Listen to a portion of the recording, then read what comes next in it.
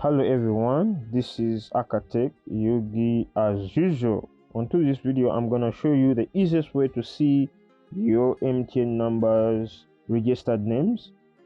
In case you don't recall the names that are registered on your MTN number. For example, those who used other people's IDs to get an MTN to get the MTN number, to get themselves MTN number. So here is the way through which you can get to see the names in which your MTN number is registered. It's very easy if you have the My Airtel. If you have the My MTN app downloaded and installed onto your phone. So we get to tap onto the My MTN app.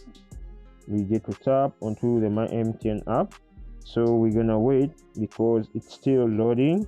We're gonna wait because it's still loading.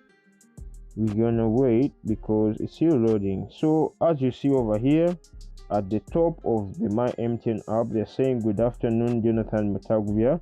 So those are the registered names of my MTN number. So that's how you can easily get to see the registered names of your MTN number.